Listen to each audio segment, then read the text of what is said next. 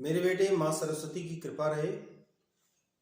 ये unit 10 mean to से 10 S block elements, S block के तत्व से संबंधित चौथा वीडियो है।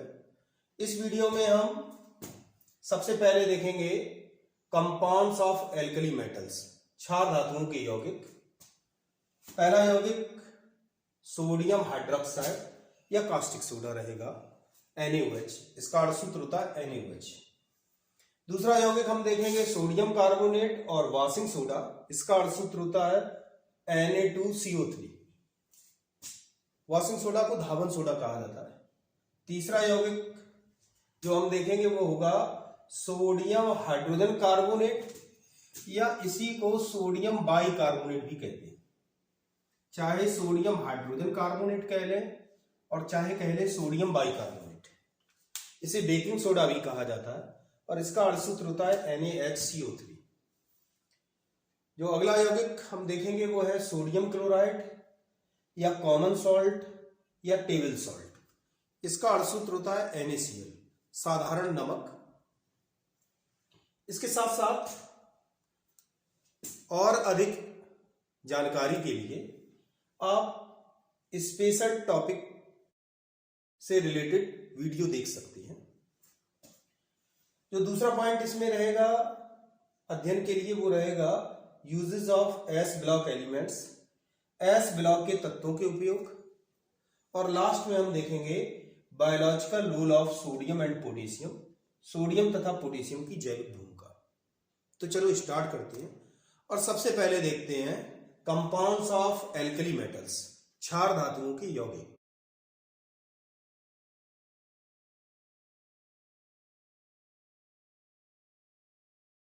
कंपाउंड है सोडियम हाइड्रोक्साइड या इसे कास्टिक सोडा भी कहा जाता है।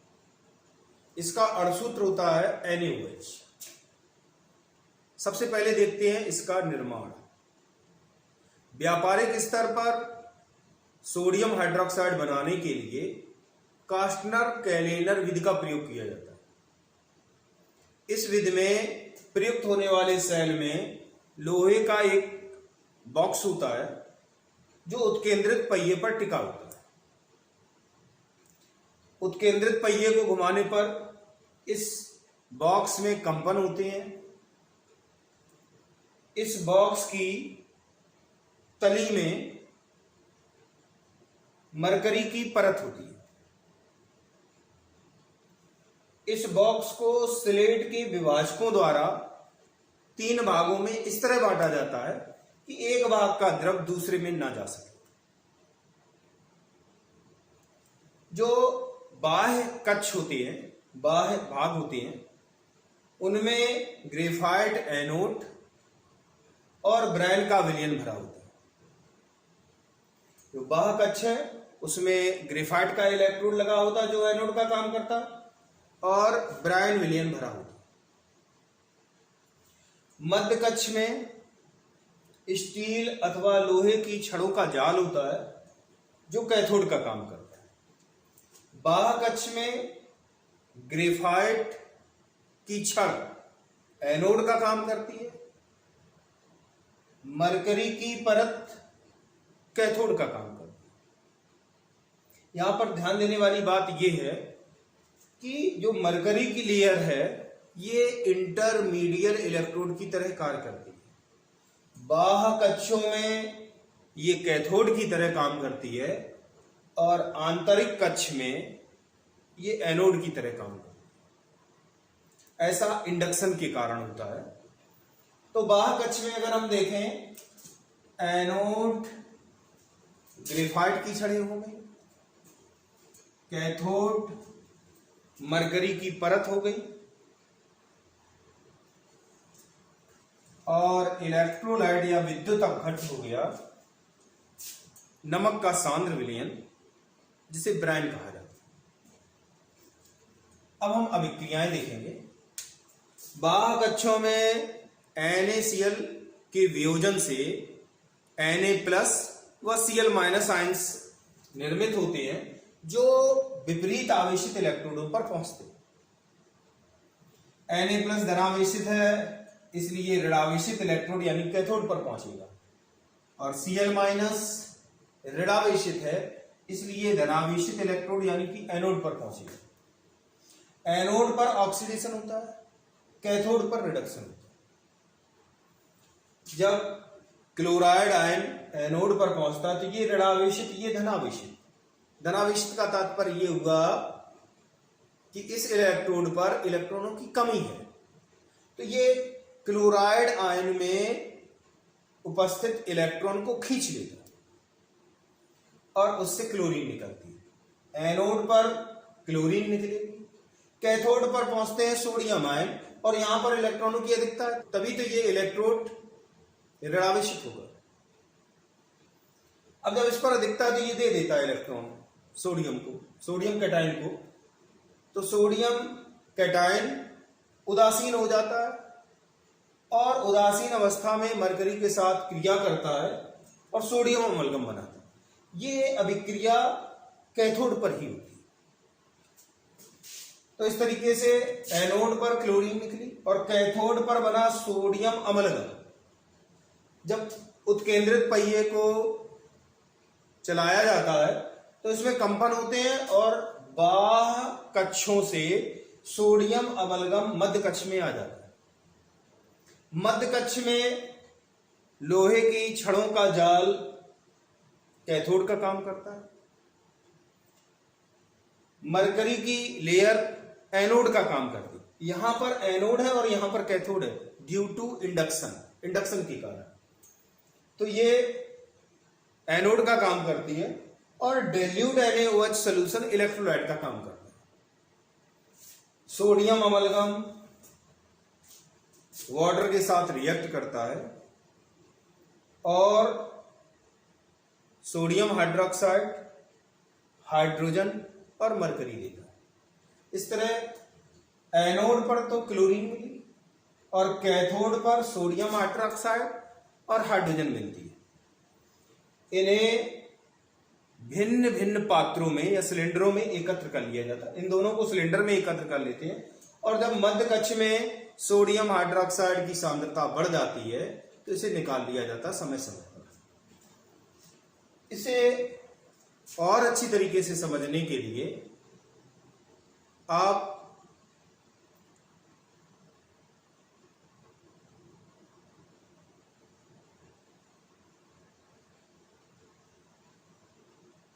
Sodium hydroxide preparation, properties and uses इस वीडियो को देखें।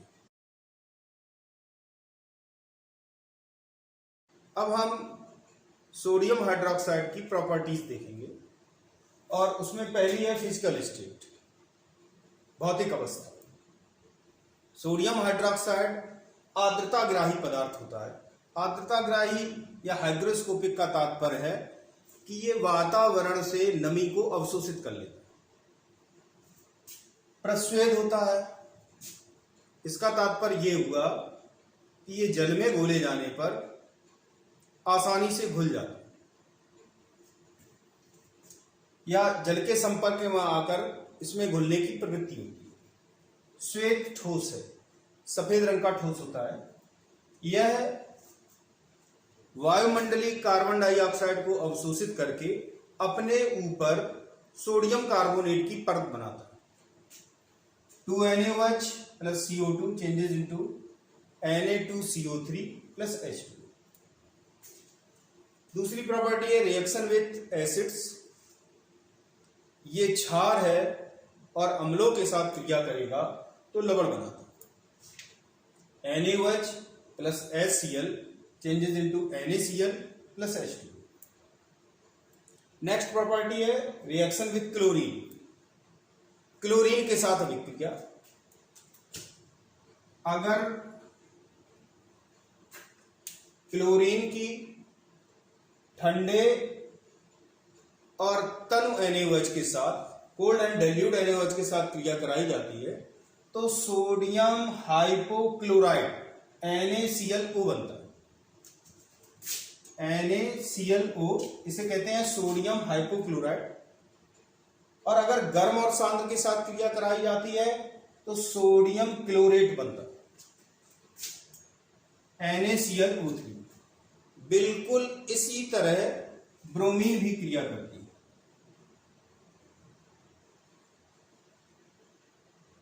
Reaction with bromine.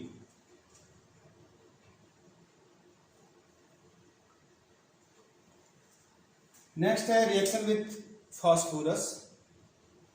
फास्फोरस के साथ अक्रिय वातावरण में सोडियम हाइड्रोक्साइड की क्रिया कराने पर फॉस्फीन गैस प्राप्त होती है। फास्फोरस को सोडियम हाइड्रोक्साइड के साथ अक्रिय वातावरण में गर्म करने पर फॉस्फीन गैस प्राप्त होती है। एक तो सोडियम हाइपोफॉस्फाइड बनता है, साथ ही साथ फॉस्फीन निकलता है, NaH2PO2। अगर हम सोडियम हाइड्रोक्साइड की क्रिया कराएं अमोनियम लवणों के साथ तो अमोनिया प्राप्त होती है। जब गर्म करते हैं अमोनियम लवणों को सोडियम हाइड्रोक्साइड के साथ तो अमोनिया गैस निर्मित होती है। NH4Cl प्लस NaOH अगर हीट करेंगे तो NaCl plus H2O plus NH3। Next है preparation of soda lime. Soda lime मिश्रण का प्रयोग डीकार्बोक्सिलेशन रिएक्शन में किया जाता है। C OH ग्रुप को अगर हटाना है तो उसके लिए सोडा लाइम का यूज करते हैं। सोडा लाइम NaOH और CaO का मिश्रण होता है। ये तो रहा प्रॉपर्टीज। अब हम देखेंगे यूजेस ऑफ सोडियम हाइड्रोक्साइड। अब हम देखेंगे uses of sodium hydroxide. Sodium hydroxide के उपयोग साबुन, कागज तथा कृत्रिम रेशे बनाने में किया जाता है। पेट्रोलियम पदार्थों के शोधन में सोडियम हाइड्रोक्साइड का प्रयोग किया जाता है। वस्त्र उद्योगों में सोडियम हाइड्रोक्साइड का प्रयोग किया जाता है। धातुओं के निष्कर्षण के दौरान सोडियम हाइड्रोक्साइड का प्रयोग किया जाता है, जैसे बॉक्साइड अयस्क के शोधन में। शुद्ध वसा और तेलों के निर्माण में सोडियम हाइड्रोक्साइड का प्रयोग होता है और प्रयोगशाला में अवकर्मक के रूप में सोडियम हाइड्रोक्साइड का प्रयोग किया जाता है। प्रयोगशाला में अवकर्मक के रूप का मतलब है जब आप प्रयोगशाला में जाते हैं तो वहां पर कई बोतलें रखी होती हैं, उनमें जो पदार्थ होते हैं उन्हें अवकर्मक कहा जाता है, प्रयोगशाला अवकर्मक। तो वहां पर सोडियम हाइड्रोक्साइड की बोतल आपको मिलेगी। तो इस तरीके से सोडियम हाइड्रोक्साइड का उपयोग प्रयोगशाला में अवकर्मक के रूप में होता है।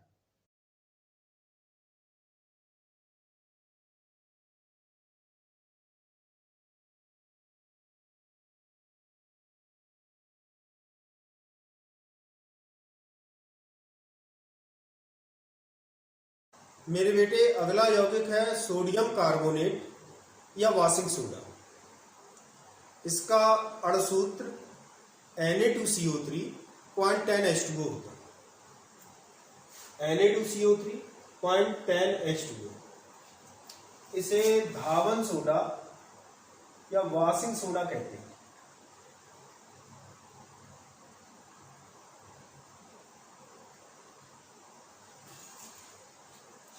औद्योगिक स्तर पर सोडियम कार्बोनेट के निर्माण की विधि को सॉल्वे अमोनिया सोडा प्रोसेस कहते हैं।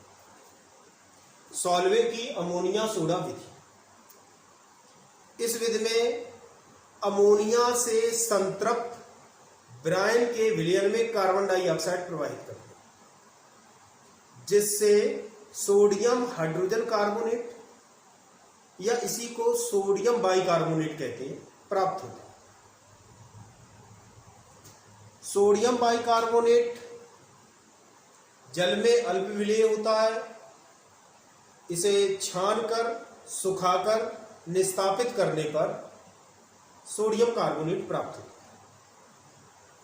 पहले हम ब्रायन में अधिक मात्रा में, ब्रायन का मतलब सोडियम क्लोराइड का विलयन, उसमें अधिक मात्रा में अमोनिया प्रवाहित करते हैं, जिससे अमोनिया से संतृप्त ब्रायन मिलता है। उसे अमोनियामय ब्रायन कहते हैं। अमोनिया में ब्रायन में कार्बन डाइऑक्साइड प्रवाहित करने पर सोडियम हाइड्रोजन कार्बोनेट प्राप्त होता है और सोडियम हाइड्रोजन कार्बोनेट जल में अल्प विलेय होता है, इसलिए पेस्ट के रूप में होता है। उसे छानकर पृथक करना, फिर इसे सुखाकर निस्तापित करने पर, मतलब उच्च ताप पर गर्म करने पर सोडियम कार्बोनेट मिलता है। औद्योगिक विधि, सोलवे की अमोनिया सोडा विधि। अमोनिया से संतृप्त ब्रायन में कार्बन डाइऑक्साइड प्रवाहित करने पर सोडियम हाइड्रोजन कार्बोनेट का पेस्ट प्राप्त होता है, जिसे छानकर तथा सुखाकर निस्तापित करने पर सोडियम कार्बोनेट प्राप्त होता है। अब अभिक्रियाएं देखेंगे। अमोनिया में ब्रायन का मतलब हुआ ऐसा ब्रायन, ऐसा NaCl का विलयन जिसमें अमोनिया अधिकता में। तो सबसे पहले अमोनिया, जल और कार्बन डाइऑक्साइड आपस में क्रिया करते हैं और अमोनियम हाइड्रोजन कार्बोनेट बनाते हैं। NH3 plus H2O plus CO2 changes into NH4HCO3, इसी को अमोनियम हाइड्रोजन कार्बोनेट या बाई कार्बोनेट भी कहा जाता है, कहते हैं। अमोनियम हाइड्रोजन कार्बोनेट ब्रायन के साथ क्रिया करता है और सोडियम हाइड्रोजन कार्बोनेट बनाता है। ये जल में अल्प विलेय होता है, इसे फिल्टर कर लेते, छान लेते हैं, छानकर सुखाकर गर्म करते हैं उच्च ताप पर, तो हमें सोडियम कार्बोनेट प्राप्त होता है। गर्म करने की विधि को निस्तापन कहते हैं। निस्तापन में वायु की सीमित मात्रा या वायु की अनुपलब्धता में, मतलब वायु की अनुपस्थिति में पदार्थ को गर्म किया जाता है और गलनांक से कम ताप पर गर्म करते हैं। तो वायु की सीमित मात्रा में पदार्थ को उच्च ताप पर गर्म करना कहलाता है निस्तापन। तो इसका निस्तापन करेंगे तो सोडियम कार्बोनेट मिलता है। इस विधि द्वारा पोटेशियम कार्बोनेट निर्मित नहीं किया जा सकता, क्योंकि पोटेशियम हाइड्रोजन कार्बोनेट जब बनेगा तो वो जल में अधिक विलेय होता है, तो उसे छान नहीं सकते। इसलिए KHCO3 कहने का तात्पर्य है पोटेशियम हाइड्रोजन कार्बोनेट अधिक विलेय होने के कारण इस विधि द्वारा K2CO3 का निर्माण नहीं किया जा सकता।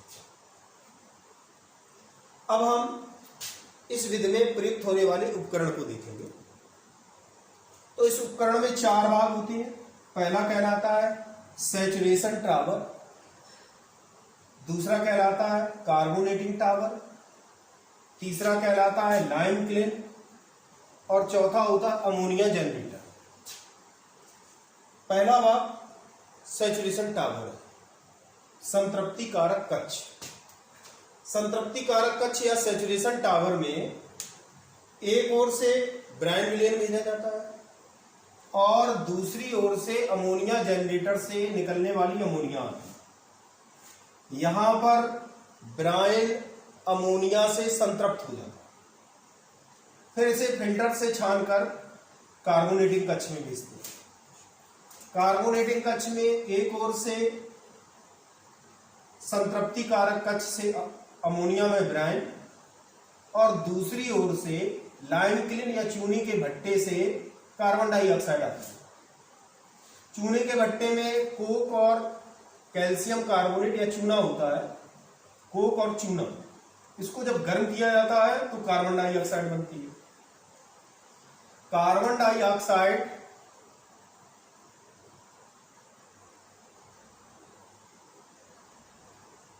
एक ओर से और दूसरी ओर से अमोनिया में ब्रायन दोनों आपस में क्रिया करते हैं और क्रिया करके सोडियम हाइड्रोजन कार्बोनेट का पेस्ट बनाते हैं।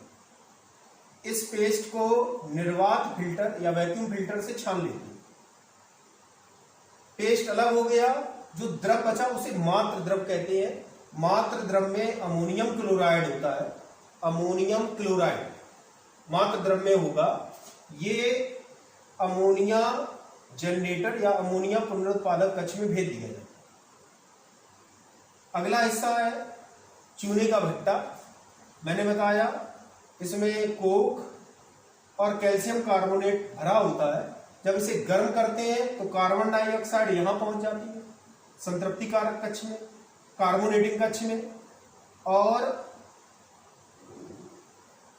जो शेष बचा वो होता है कैल्शियम ऑक्साइड। CaCO3 को जब गर्म करेंगे तो CaO और CO2 तो भेज दी गई कार्बोनेटिंग कक्ष में और CO नीचे आ गया।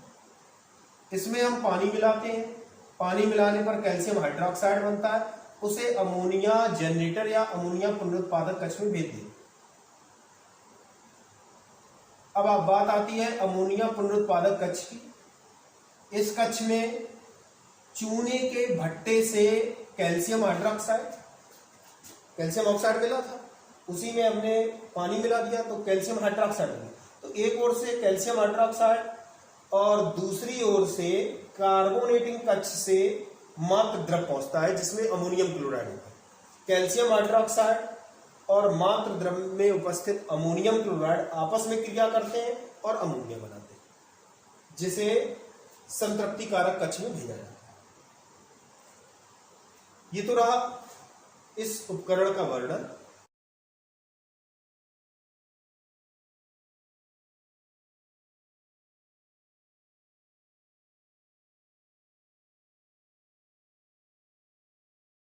मेरे बेटे अब हम देखेंगे प्रॉपर्टीज ऑफ सोडियम कार्बोनेट, और उसमें पहली है फिजिकल स्टेट या भौतिक अवस्था।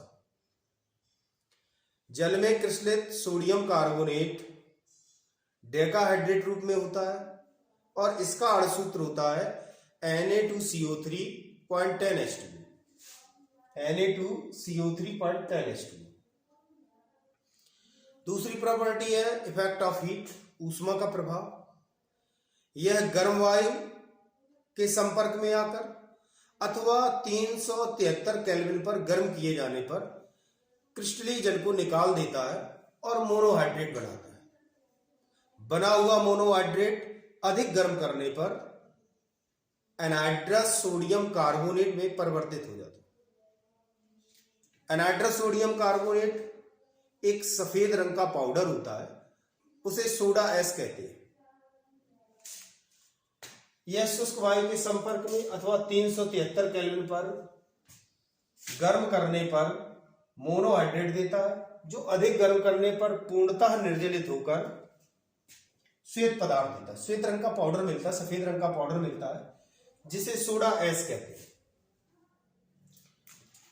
तो ये मोनोहाइड्रेट देता है। मोनोहाइड्रेट ये हो गया Na2CO3.H2। और जब इसे ज्यादा गर्म किया जाता है तो यह पूर्णतः निर्जलित हो जाता है और निर्जलित होकर के सोडियम कार्बोनेट देता है Na2CO3। नेक्स्ट प्रॉपर्टी है हाइड्रोलिसिस या जल अपघटन। सोडियम कार्बोनेट को जल में घोलने पर क्षारीय विलयन मिलता है, क्योंकि सोडियम कार्बोनेट प्रबल क्षार और दुर्बल अम्ल से बना हुआ लवण है। और जब इस प्रकार के लवणों को घोला जाता है तो वो संगत धनायन और ऋणायन में परिवर्तित हो जाते हैं और जल के स्वतः आयनन से प्राप्त H+ और OH- से क्रिया करते हैं और अम्ल और क्षार बनाते हैं। Na+ OH- से क्रिया करेगा, NaOH बनाएगा, ये प्रबल क्षार है, पूर्णतः वियोजित होगा, और CO3- आयन H+ के साथ जुड़कर कार्बोनिक एसिड बनाएगा, और कार्बोनिक एसिड दुर्बल अम्ल है इसलिए वियोजित नहीं होगा। दो चीजें बनी, एक तो बना NaOH सोडियम हाइड्रोक्साइड और दूसरा बना कार्बोनिक अम्ल। सोडियम हाइड्रोक्साइड प्रबल क्षार है इसलिए पूर्णतः वियोजित होगा, और ये दुर्बल अम्ल है इसलिए वियोजित नहीं होगा या बहुत कम वियोजित होगा। तो इस तरह जो विलयन होगा वो क्षारीय होगा। अगला गुण है reaction with carbon dioxide. Carbon dioxide के साथ अभिक्रिया। सोडियम कार्बोनेट के जलीय विलयन में कार्बन डाइऑक्साइड प्रवाहित करने पर सोडियम बाइकार्बोनेट प्राप्त होता है। ये तो रहा प्रॉपर्टीज ऑफ सोडियम कार्बोनेट के बारे में। अब हम देखेंगे यूजेस ऑफ सोडियम कार्बोनेट। मेरे बेटे अब हम देखेंगे सोडियम कार्बोनेट के उपयोग। सोडियम कार्बोनेट का उपयोग जल के मृदुकरण व धुलाई में होता है। जल के मृदुकरण करने में किया जाता है और साथ ही साथ स्वच्छीकरण प्रक्रमों में, जहां पे सफाई करनी होती है वहां पर प्रयोग किया जाता है, यानी कि धुलाई में, वस्त्रों की धुलाई में। दूसरा है साबुन, कांच, borax, baking soda, caustic soda आदि यौगिकों के निर्माण में भी सोडियम कार्बोनेट का प्रयोग होता है। सोडियम कार्बोनेट का उपयोग प्रयोगशाला अपकर्मक की तरह मात्रात्मक व गुणात्मक विश्लेषण में किया जाता है।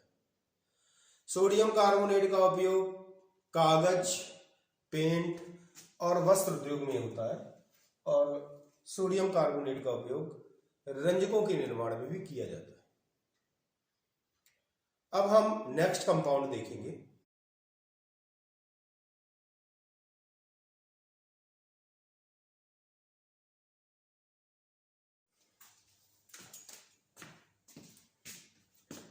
मेरे बेटे नेक्स्ट कंपाउंड है सोडियम हाइड्रोजन कार्बोनेट, या इसे सोडियम बाइकार्बोनेट भी कहते हैं।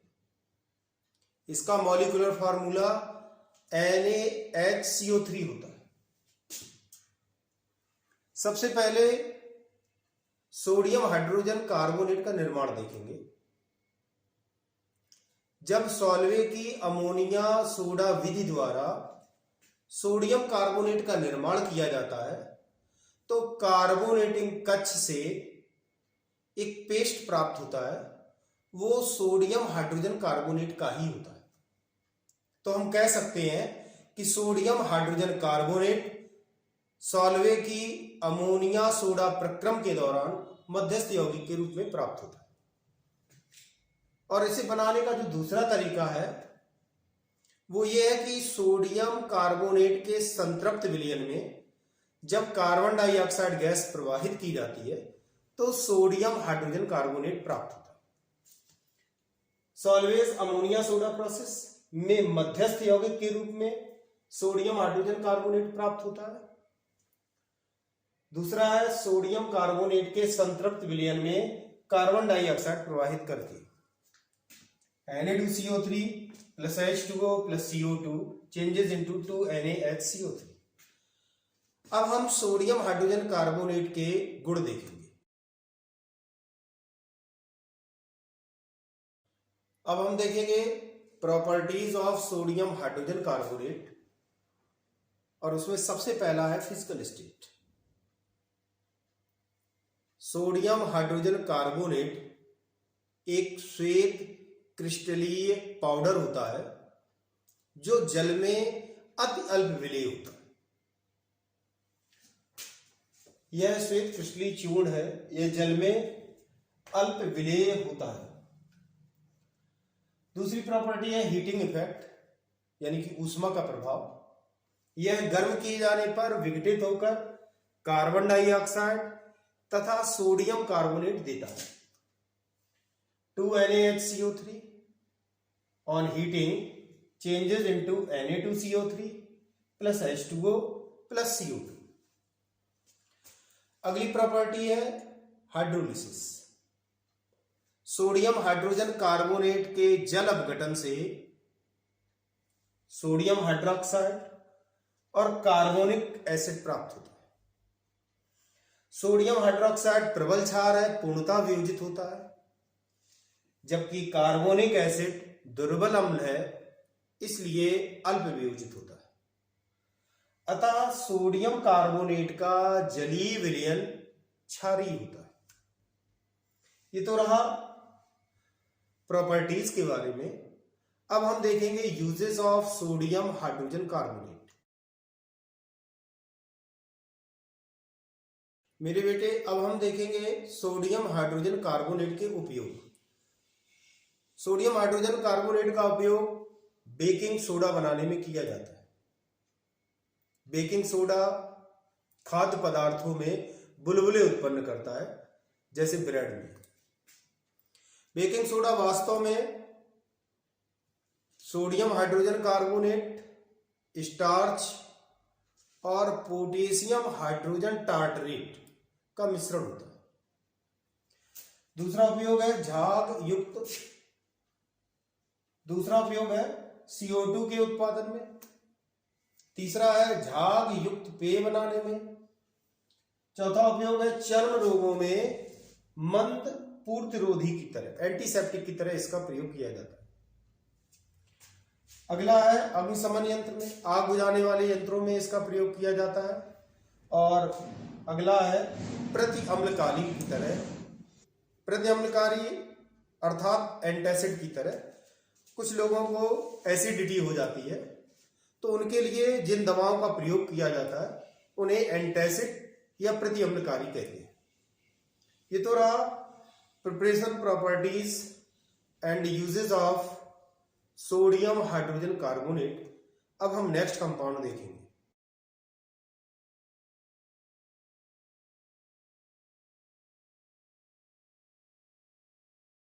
मेरे बेटे अब हम अगला यौगिक देखेंगे और वो है सोडियम क्लोराइड, या इसी को कॉमन सॉल्ट या टेबल सॉल्ट भी कहते हैं। इसका मॉलिक्यूलर फार्मूला NaCl होता है। साधारण नमक की बात कर रहे हैं, तो सबसे पहले देखते हैं प्रिपरेशन और प्रॉपर्टीज। साधारण नमक को समुद्री जल से बनाया जाता है। इसके लिए बड़े बड़े खेतों में समुद्री जल भर देते हैं और उसका प्रकाश ऊर्जा द्वारा निरंतर वाष्पीकरण होता है। अंत में सोडियम क्लोराइड या नमक मिलता है, उसे तोड़कर पैक कर दिया जाता है। समुद्री जल, जिसमें लगभग 3% NaCl होता है, का वाष्पन करके इसका निर्माण किया जाता है। जो नमक बनता है उसमें कैल्शियम क्लोराइड और मैग्नीशियम क्लोराइड की अशुद्धि के कारण वो वातावरण से नमी को खींचने की प्रवृत्ति रखता है और आसानी से पिघल जाता है। पिघलने के गुण को ही डिलिक्विसेंट या प्रस्वेद कहते हैं। CaCl2 तथा MgCl2 कैल्शियम क्लोराइड और मैग्नीशियम क्लोराइड की अशुद्धि के कारण नमक प्रस्वेद या डिलिक्विसेंट होता है, अर्थात वायुमंडल की नमी के द्वारा नमी को अवशोषित करके पिघल जाता है।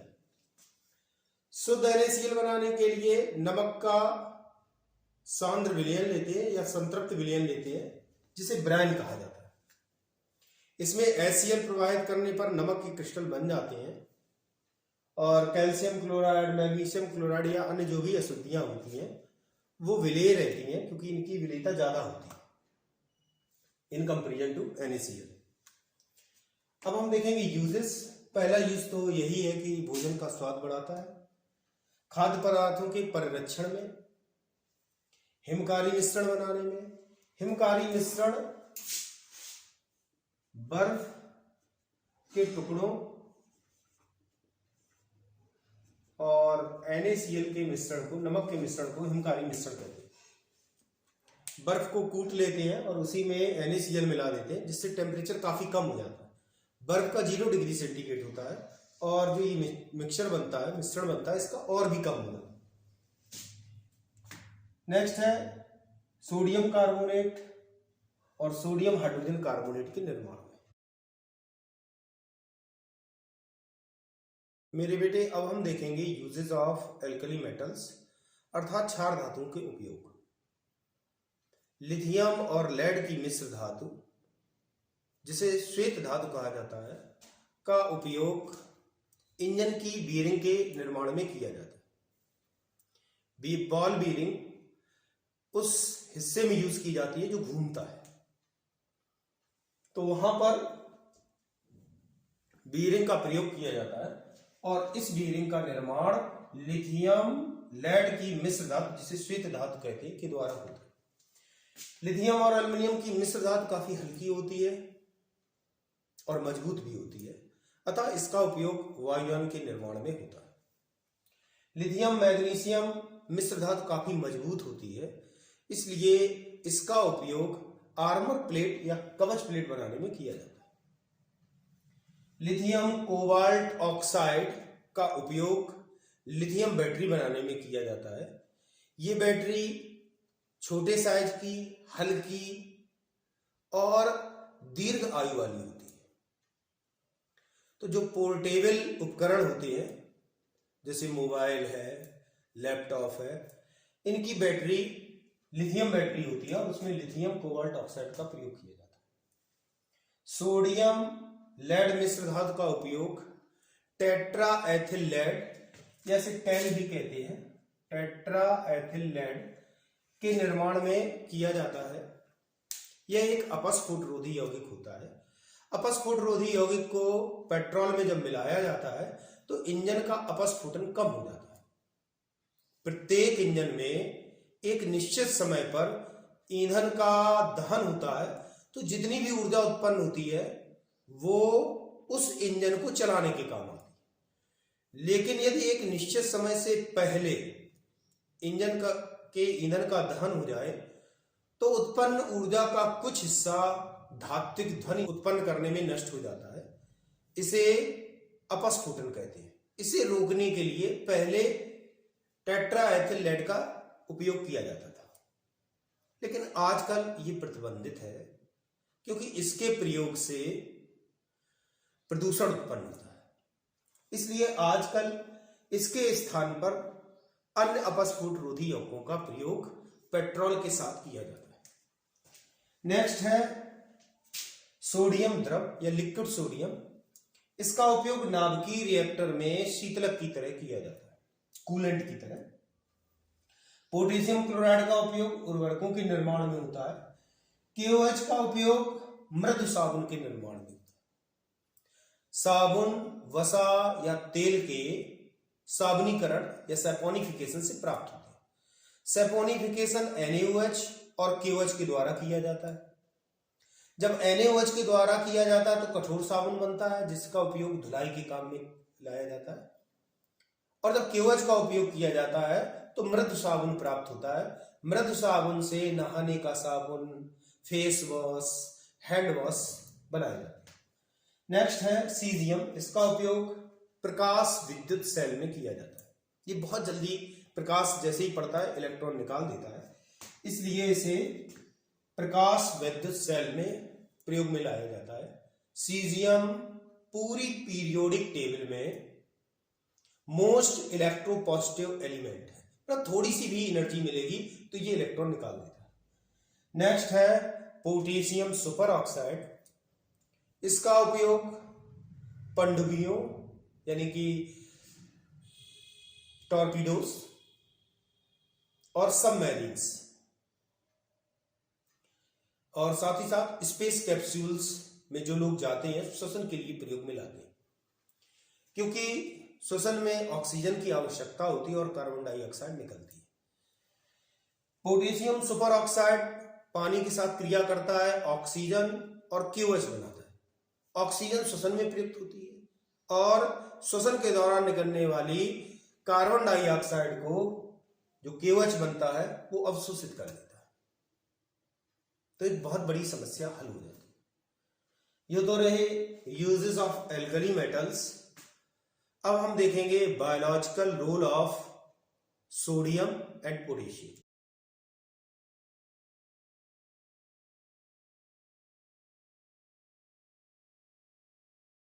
मेरे बेटे अब हम देखेंगे biological role of sodium. Sodium की जैविक भूमिका। 70 किलोग्राम द्रव्यमान वाले वयस्क व्यक्ति के शरीर में लगभग 90 ग्राम सोडियम पाया जाता है।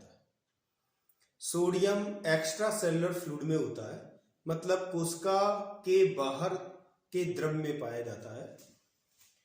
सोडियम अम्ल क्षार साम को नियंत्रित करता है। यह तंत्रिका तंत्र में संवेदनाओं के स्थानांतरण के दौरान कार्य करने वाले सोडियम पोटेशियम पंप में भाग लेता है। यह कोशिका के अंदर शर्करा तथा अमीनो अम्लों के प्रवाह को नियंत्रित करता है। यह रक्तचाप को नियंत्रित करता है। यह कोशिका भित्ति में जल प्रवाह को नियंत्रित करता है और ग्लूकोज से एटीपी के निर्माण के लिए ग्लूकोज का ऑक्सीडेशन होता है, उसमें भाग लेता है। ये तो रहा बायोलॉजिकल रोल ऑफ सोडियम। अब हम देखेंगे बायोलॉजिकल रोल ऑफ पोटेशियम। मेरे बेटे, अब हम देखेंगे biological role of potassium. Potassium का जैविक महत्व। एक वयस्क व्यक्ति जिसका वजन लगभग 70 किलोग्राम हो, उसके शरीर में 170 ग्राम पोटेशियम होता है। पोटेशियम इंट्रासेलुलर फ्लूइड के रूप में होता है, यानी कि कोशिका के अंदर जो द्रव्य होता है उसमें पाया जाता है। पोटेशियम अम्ल क्षार को नियंत्रित करता है। तंत्रिका तंत्र में संवेदनाओं के स्थानांतरण के दौरान कार्य करने वाले सोडियम पोटेशियम पंप में भाग लेता है। कोशिका में शर्करा और अमीनो अम्लों के प्रवाह को नियंत्रित करता है। परासरण दाब को नियंत्रित करता है। रंध्रों के खुलने तथा बंद होने के प्रक्रम को नियंत्रित करता है। शरीर में लवणों के साम्य को नियंत्रित करता है। ये तो रहा बायोलॉजिकल रोल ऑफ पोटेशियम। ये वीडियो यहीं फिनिश होता है। हम नेक्स्ट वीडियो में rest part of S block elements देखेंगे। Till then work hard.